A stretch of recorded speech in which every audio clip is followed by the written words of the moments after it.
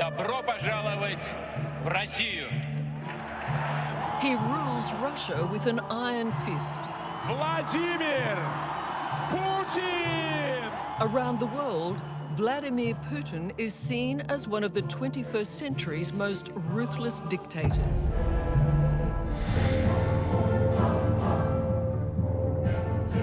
He's amassed unimaginable wealth and a cult-like following. Потому что вместе мы команда. Мы команда, да? His devotees lured by his carefully crafted calendar-like images. But Putin's power, it seems, relies heavily on his poisons. Man-made chemical weapons his secret agents deploy to keep Putin's enemies, wherever they may be, at bay. He was suffered so badly. Russia's current chemical of choice is the deadliest poison on Earth, Novichok. It's a sophisticated chemical, probably the most deadly chemical that man has ever made. A single egg cupful of Novichok could decimate an entire city and kill 1 million people. Tonight, we'll investigate Vladimir Putin's 20-year campaign of terror that seems to know no bounds and respects no borders. The wolf has tasted blood, and it's not going to stop it. It's now on a trail. And we'll explore Russia's latest attack, the poisoning of Putin's nemesis, opposition leader Alexei Navalny. Has Putin finally met his match? Good evening, I'm Liz Hayes, and this is Under Investigation.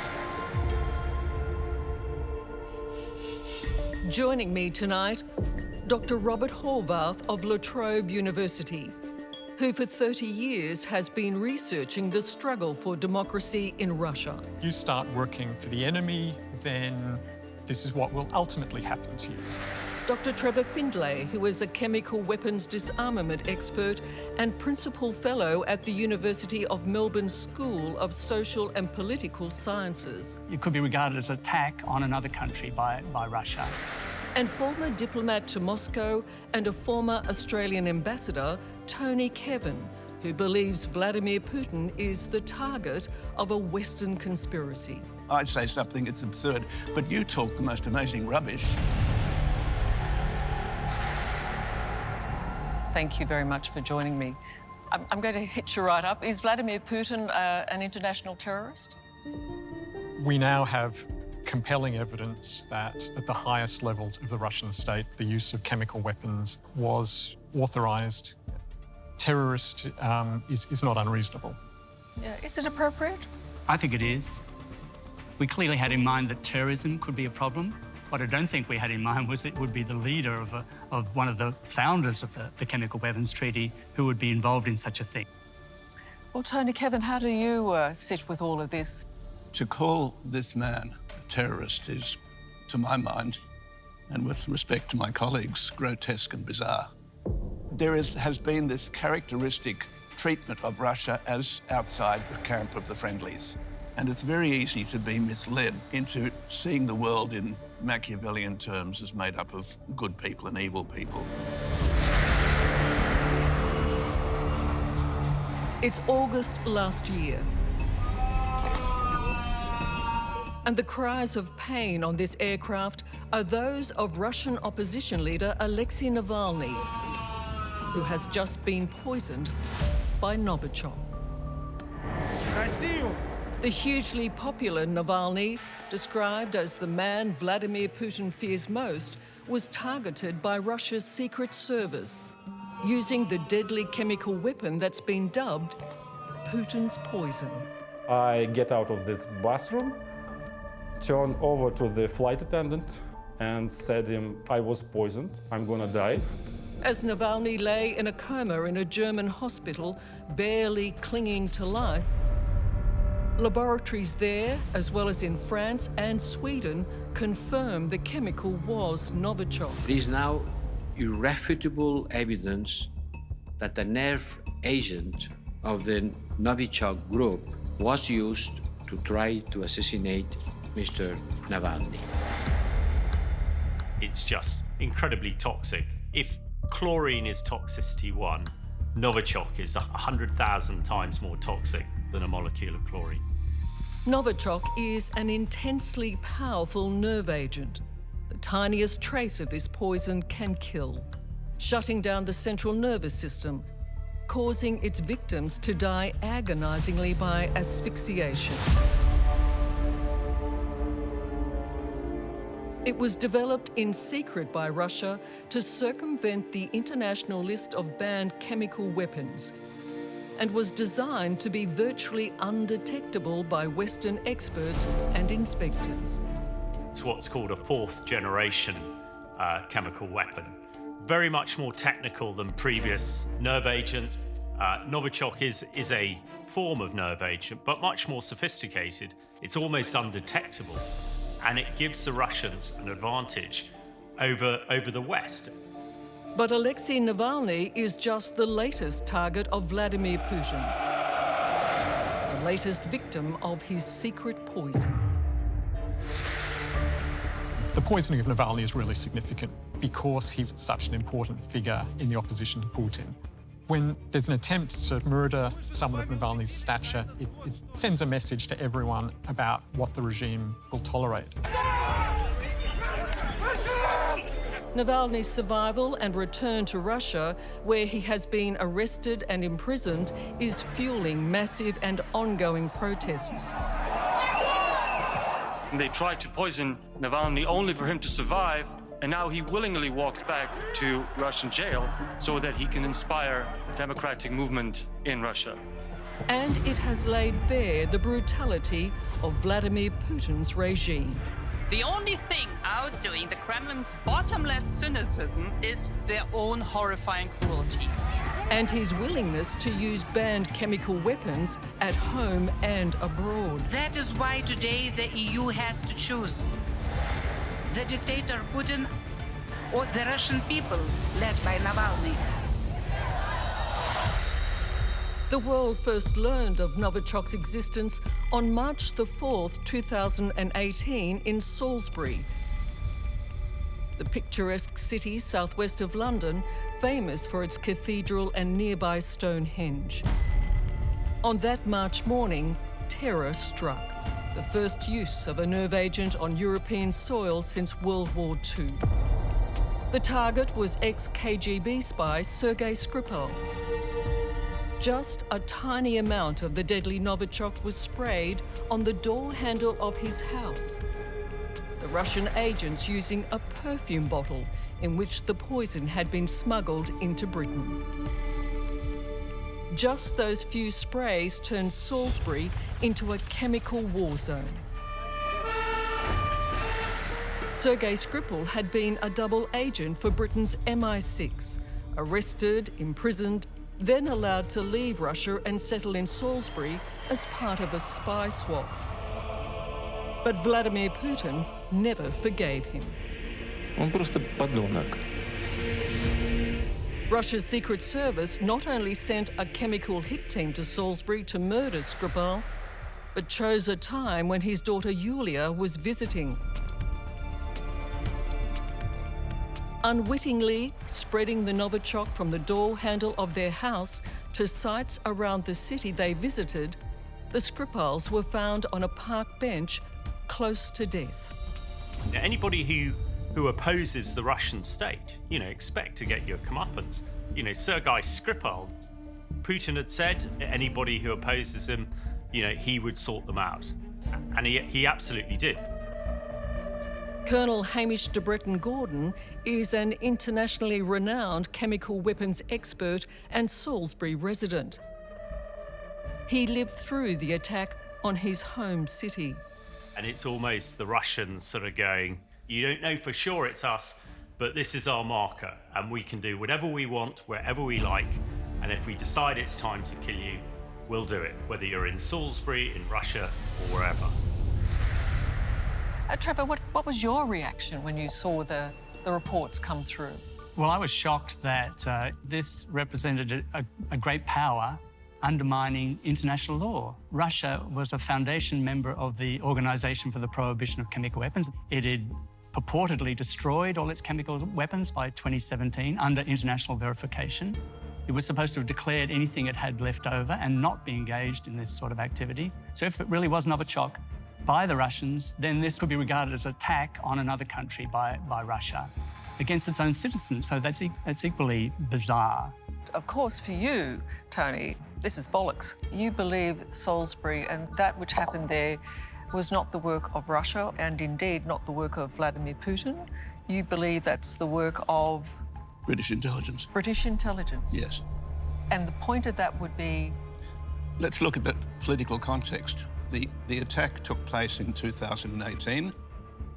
We were in the middle of the tumultuous Trump presidency. Oh, please stop giving me that credulous Well, I'm look, sorry, Trevor. Tony, this is just... We should probably have to sit in different to places because your face just is meant to be a designed to television. distract. So anyway, just to continue with that. No, but I want a before serious answer. Why on earth would Britain poison its own people? I'm telling you, it was a determined attempt to discredit Russia and put it outside the Society of Civilized Nations. And that's exactly what's happening again now. All right. And the Skripal affair and now the Navalny affair are hoaxes. The idea that a Western intelligence agency would be using chemical weapons in circumstances where the only beneficiary of the attack appears to be the Russian state is so absurd that it is possible even to discuss it, I find astounding. How did the Russian state benefit from the Skripals? Well, it's a useful message to potential traitors. You start working for the enemy, then this is what will ultimately happen to you. And you can see from the use of Novichok that it was us, it was the state that did it. An innocent woman, Dawn Sturgis, was killed by Novichok at Salisbury. She sprayed herself with the poison from a contaminated perfume bottle, having no idea it had been discarded by Vladimir Putin's hit team. Others survived exposure to the poison, but suffered terribly. They included Dawn's partner, Charlie Rowley, the intended victims, Sergei and Yulia Skripal, and a local policeman, Nick Bailey. Everything was juddering. My whole body was just dripping with sweat.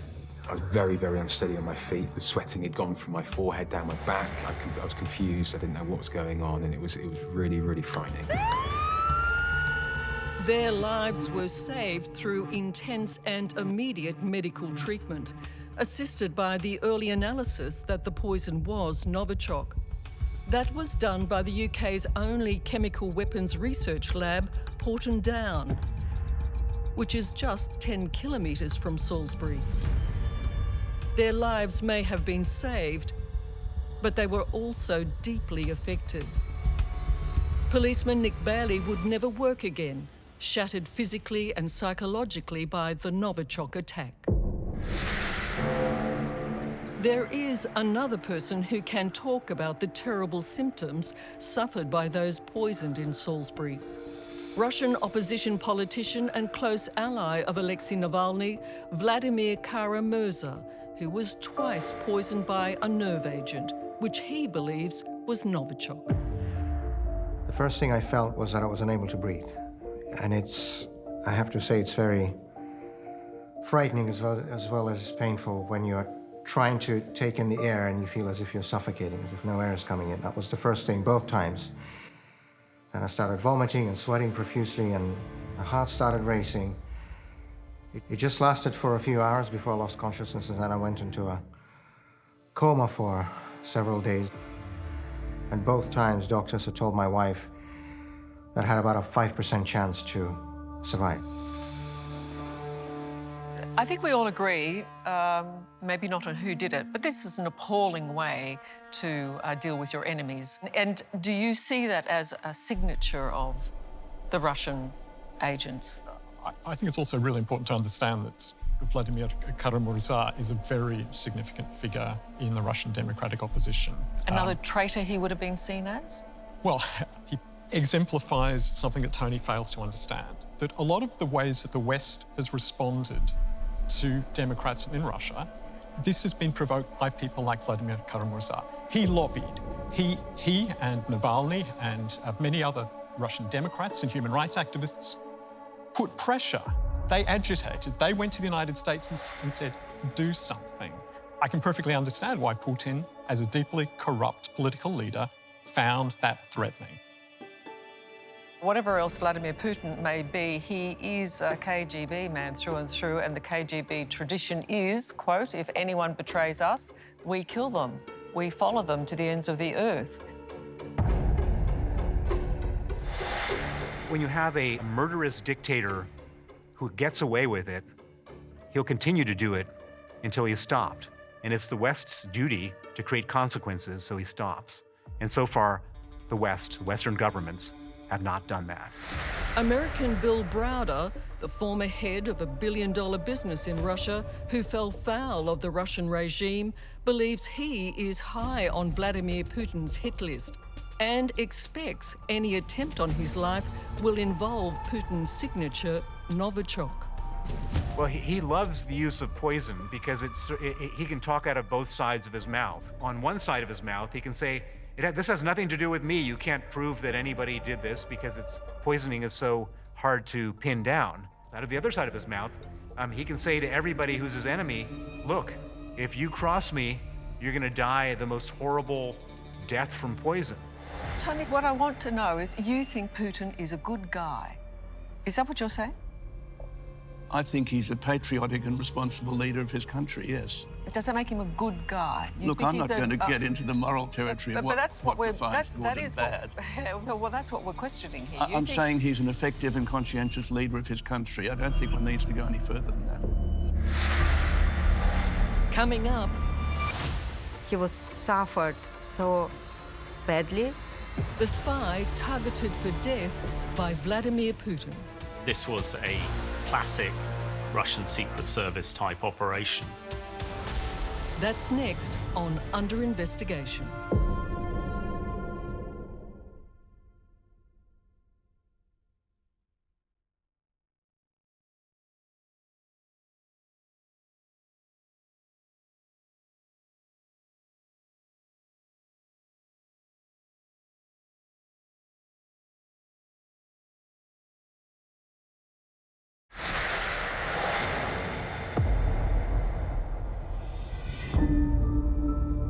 "68-year-old Russian President Vladimir Putin likes to be seen as a tough guy.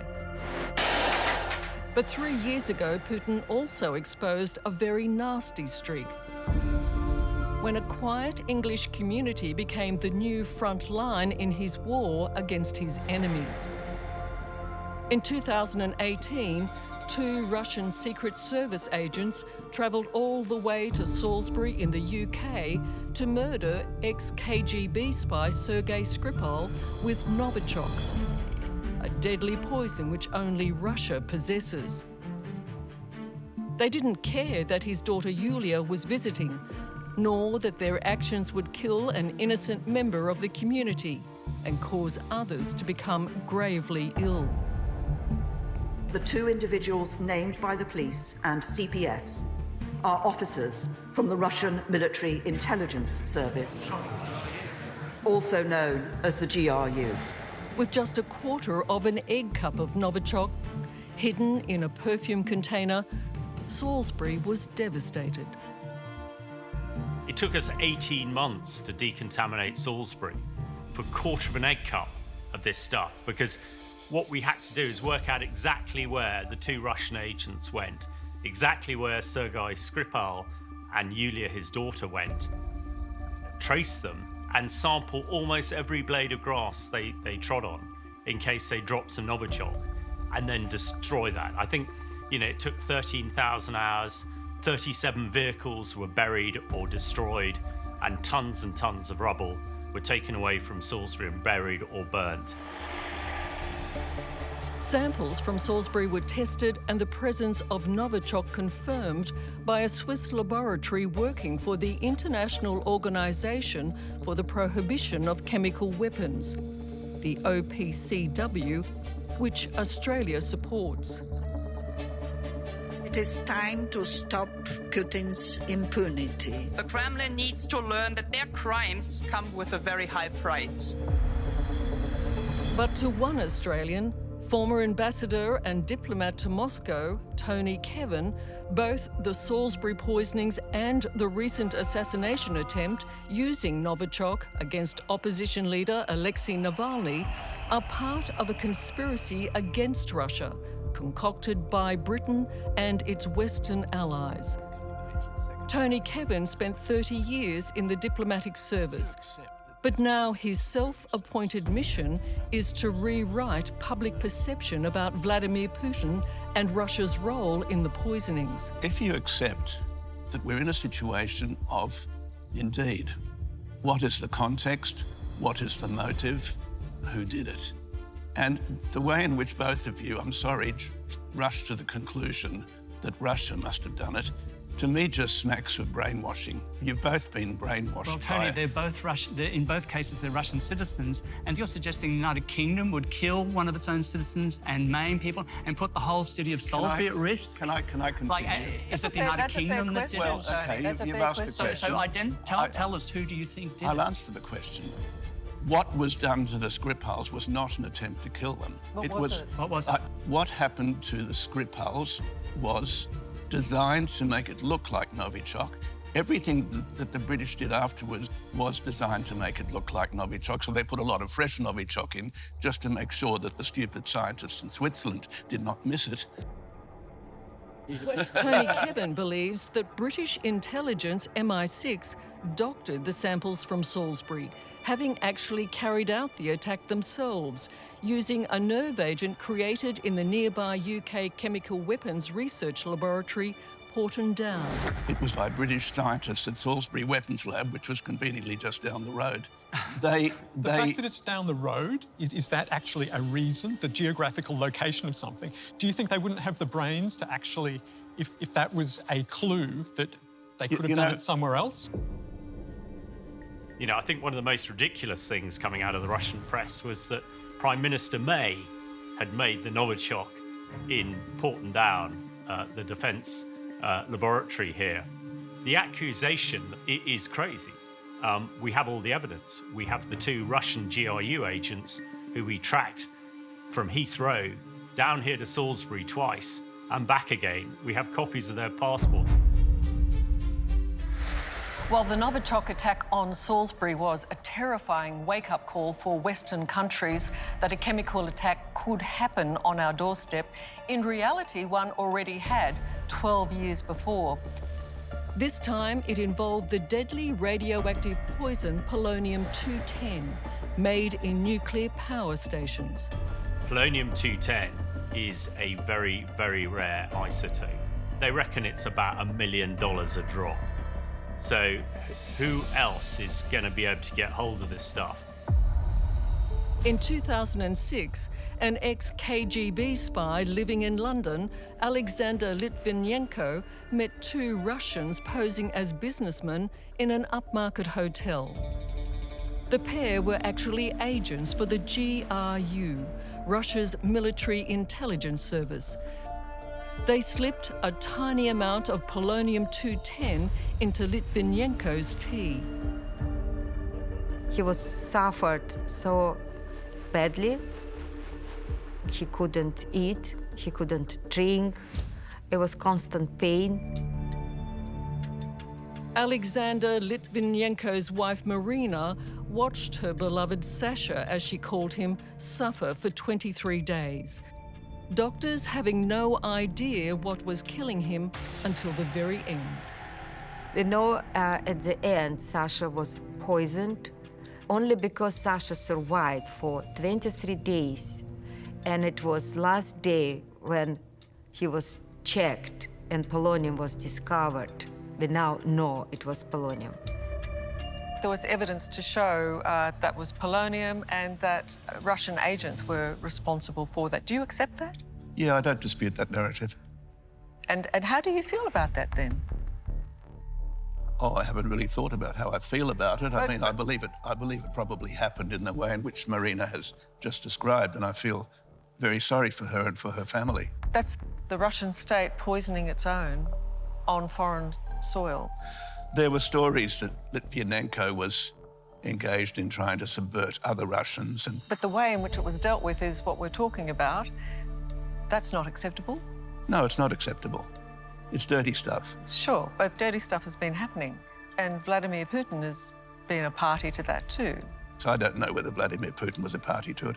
I don't even know whether the Russian government was a party to it, Liz. I think there was evidence, though, that this was the work of the Russian state. The operation was probably approved by Mr. Patrushev, then head of the FSB, and also by President Putin. Distinguished former High Court Judge Sir Robert Owen, assisted by a massive Scotland Yard investigation, found that Alexander Litvinenko was murdered by these two Russian Secret Service agents, Dmitry Kovtun and Andrei Lugovoy. Final proof of their guilt in the murder was a trail of radioactive polonium they left at locations across London, almost from the moment they stepped off their flight from Moscow. Far from being punished, the secret agent Andrei Lugovoy became a member of Russia's parliament, which many saw as his payoff for services to Vladimir Putin's regime. The poisoner is in the Russian parliament. And that poisoner went on to support a whole series of repressive laws. So that embrace of the poisoner by the Russian state is compelling evidence that it had support at the highest levels. Coming up, could it happen in Australia? Could Sydney be the next Salisbury? That is scarily close. Australia has put great effort in trying to keep that sort of threat from the country. That's next on Under Investigation.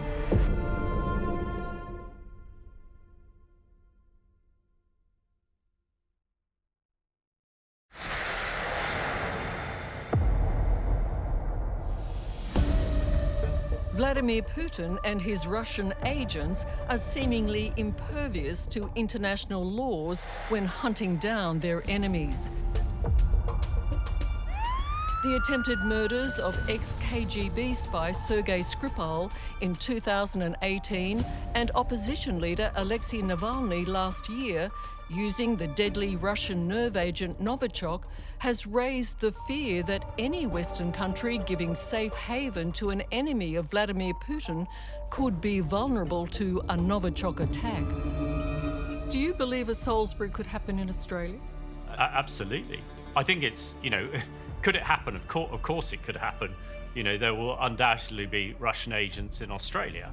It is, to me, quite disturbing that Russia, of all countries, would seek to undermine this framework. Chemical weapons expert Trevor Findlay points out that a deadly nerve agent has already been used by another totalitarian regime right on our doorstep.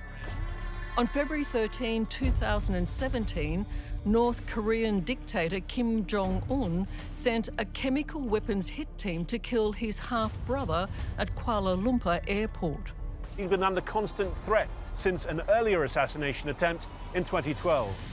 So certainly that is scarily close, and Australia has put great effort in trying to keep that sort of threat from the country through the Chemical Weapons Convention. So we need to be very mindful this could actually occur closer to our region, if not in our own country. Along with most nations, in 1993, Russia signed the International Convention banning chemical weapons. Vladimir Putin swore that Russia had destroyed all its stockpiles of chemical weapons.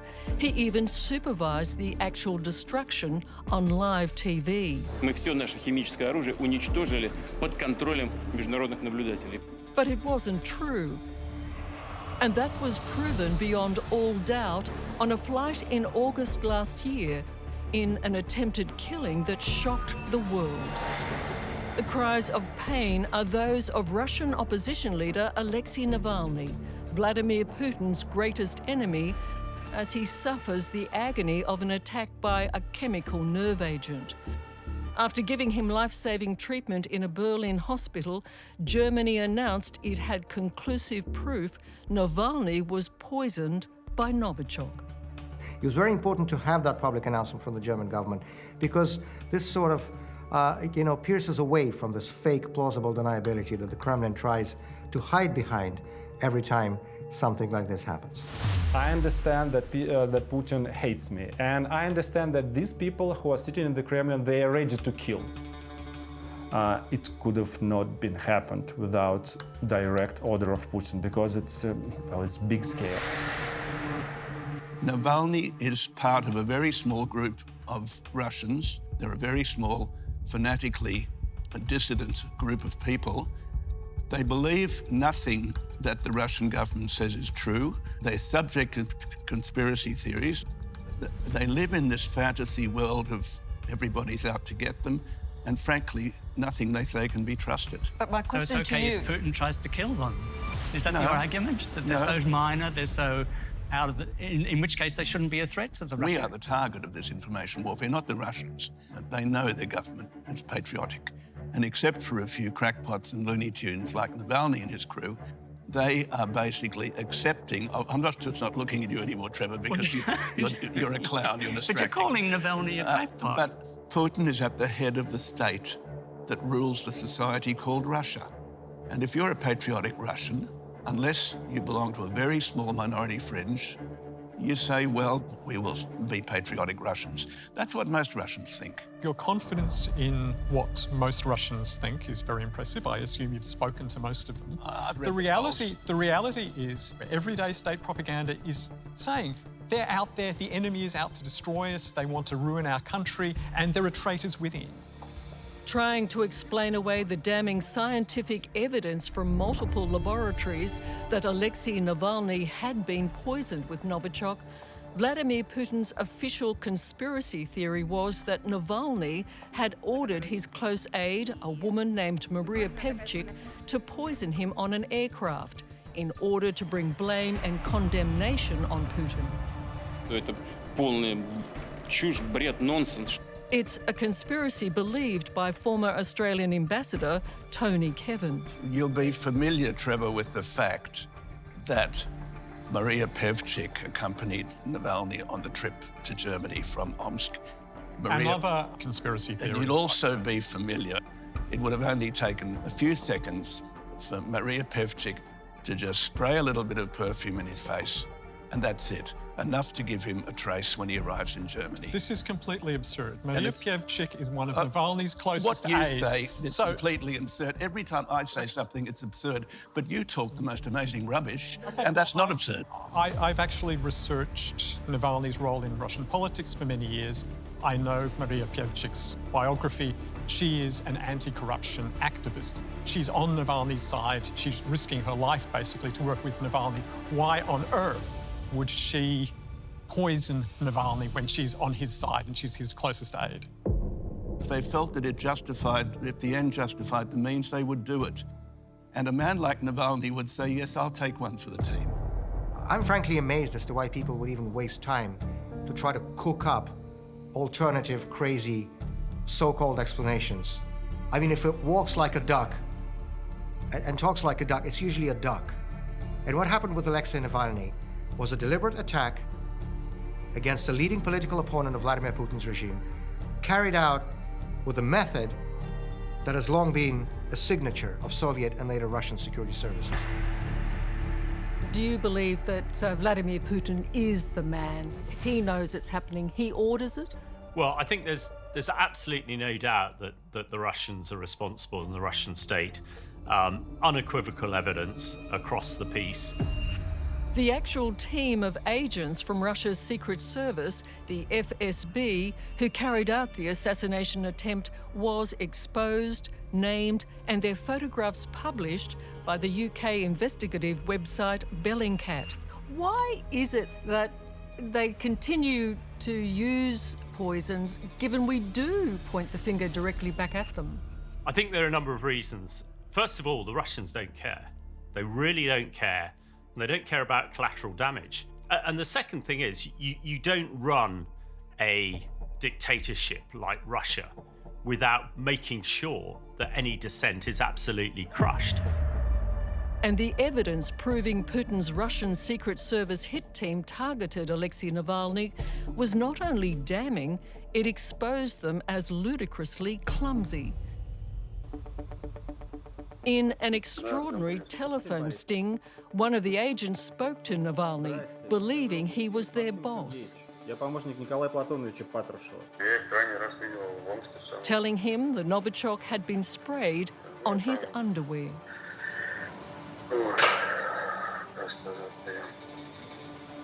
The hit team of chemical weapons specialists that was sent after Navalny, they didn't obey their own operative rules either. They switched on their mobile phones to check their email. This makes perfect sense. It's a reflection of the nature of Putin's system, which is deeply corrupt. Corrupt people make the kinds of mistakes, which is why we know exactly what happened. Coming up, how can you be this Machiavellian puppets and strings all over the world? How did Tony Kevin become Vladimir Putin's Australian ambassador? We don't know that Navalny was poisoned with Novichok. You've fallen deeply for the conspiracy theory as well, haven't you? Oh, here we go. That's next on Under Investigation.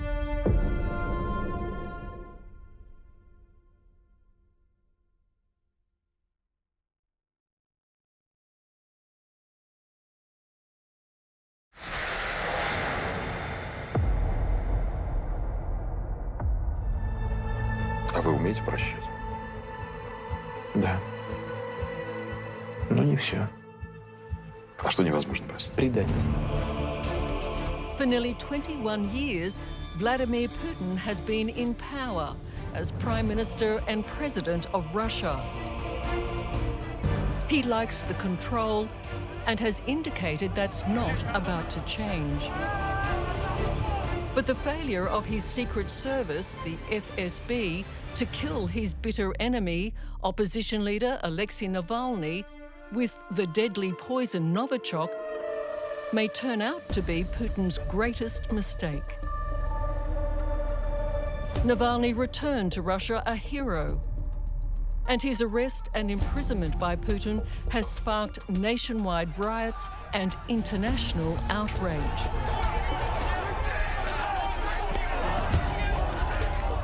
Navalny, unquestionably, is the greatest individual threatening Putin today.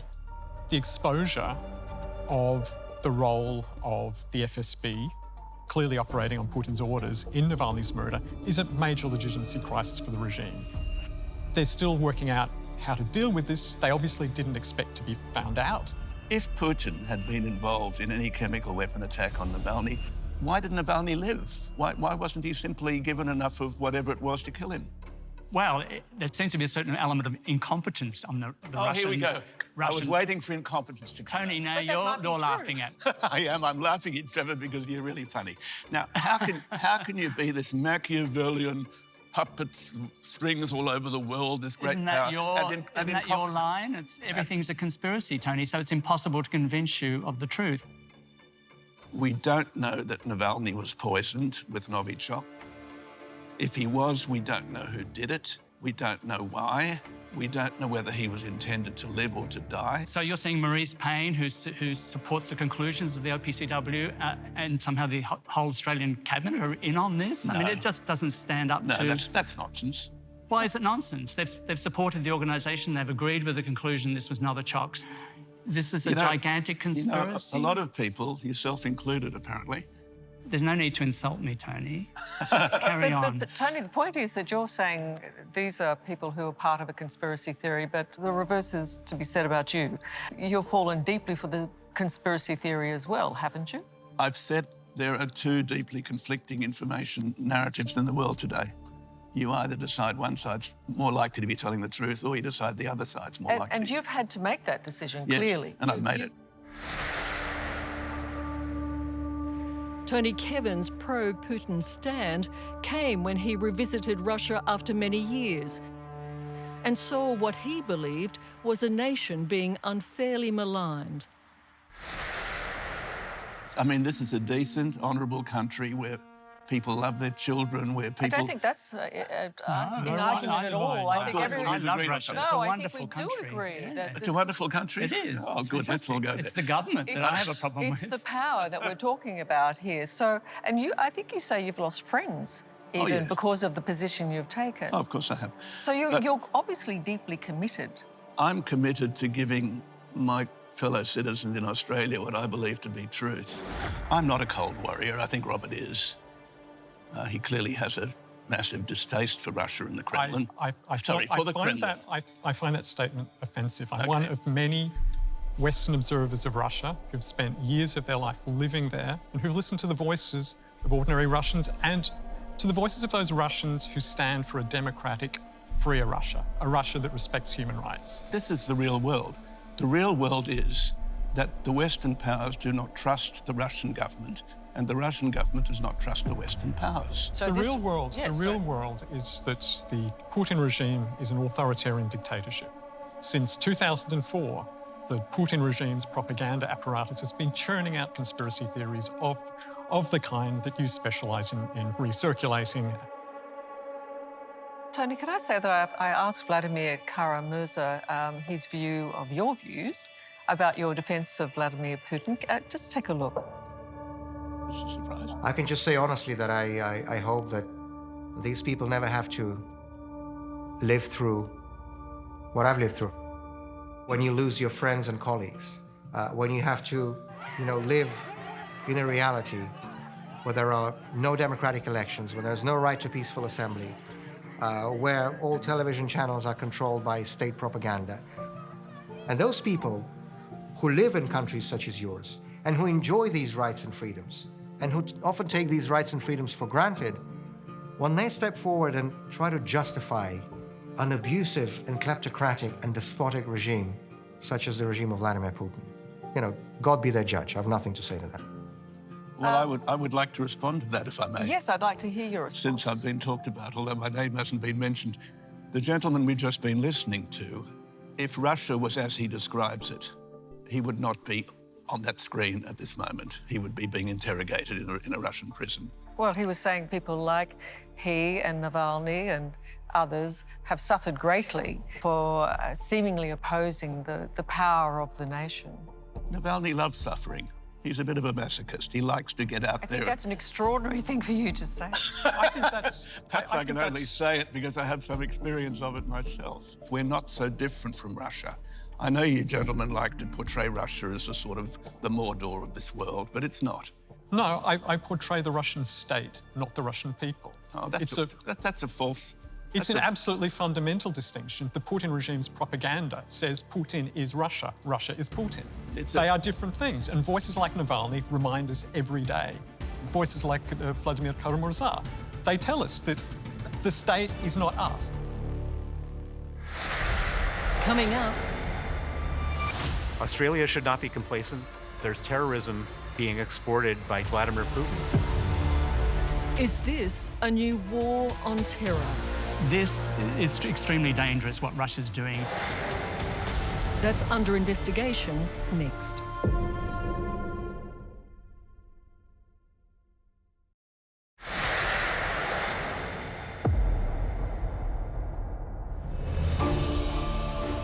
For nearly as long as he's been in power, Vladimir Putin has proven to be both ruthless and dangerous. In the past 20 years, Russia has poisoned its enemies at home and abroad. Most recently using the deadly nerve agent Novichok against Russian opposition leader Alexei Navalny in August last year. That attack, and now Navalny's arrest and imprisonment, has sparked massive protests in Russia. And internationally, many countries are saying enough is enough. We condemned on the strongest terms the arrest of Mr. Navalny and others. Today we call for their instant release. What can and should Australia do in terms of standing up to Vladimir Putin and his regime? Well, Bill Browder, who believes he is high on Putin's hit list, has found an internationally effective response. He travels the world promoting legislation he calls the Magnitsky Act, named in honour of his Russian business lawyer who was arrested and died in jail after exposing corruption. The Act freezes the assets and stops the international travel of those responsible for human rights offences, including poisonings and assassinations. We're all at risk of people like Vladimir Putin. The world has become a global place, and dictators don't just unleash their terror in their home countries. You know, we talk about terrorism when we think about Islamic terrorism, but there's terrorism being exported by dictators like Vladimir Putin. This is state-sponsored terrorism. Australia's parliament is currently debating whether to introduce our own Magnitsky Act, as have many other Western countries like the US, UK, Canada and the EU. Australia should not be complacent. Australia should join the rest of the civilized world in passing a Magnitsky Act and using a Magnitsky Act on people in Vladimir Putin's regime and people in other regimes who do terrible things. Chemical weapons expert Trevor Findlay also points out that Australia and virtually every nation in the world, including Russia, signed the Chemical Weapons Convention, banning the use of poisons like Novichok. Trevor, do you think that the world has responded appropriately to these attacks? Not as well as I would like. The difficulty is that this was an unforeseen event in terms of international law that's been crafted for chemical weapon use. We were expecting a major attack on a battlefield using chemical weapons, not this very individualized use. This is extremely dangerous, what Russia's doing.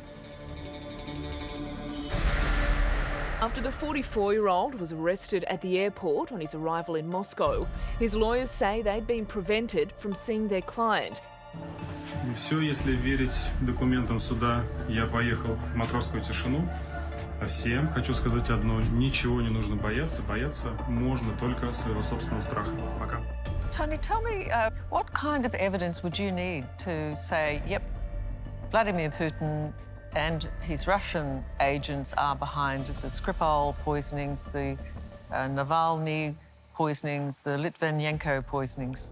First, I'd need evidence of what substance was used to poison Skripal and Navalny. I'd want to know what substance was used to incapacitate them, who administered that substance and to what purpose. And are you up for learning the terrible truth that it might be Vladimir Putin? I would always be capable of being convinced by facts, but nothing I've heard from our colleagues today at the table smacks of being factual to me. It's conspiracy, it's aimed against Russia, it's global, and Russia is defending itself as it has to. I think no matter how you look at it, when we start getting caught up in chemical warfare, somebody has to call that out. That has to stop.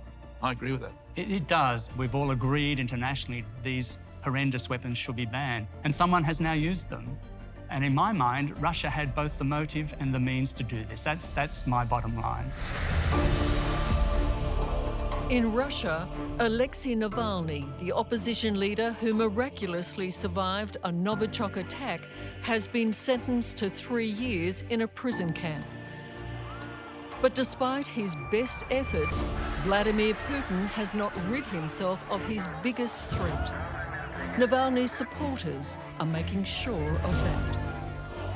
There is nothing more that the Putin regime would like more than for Navalny to leave the country. But as a patriot, he insists on returning. So the risk that this crisis, whose ultimate outcome is still unclear, but it's a major threat to the regime, and it's a regime that likes to respond to domestic challenges with aggression on the international stage, and that's something that we should all be very, very worried about. Thank you so much, all of you, for joining us, Tony and Robert and Trevor. It's an important conversation to have, so thank you very much for joining us. I'm Liz Hayes. Good night.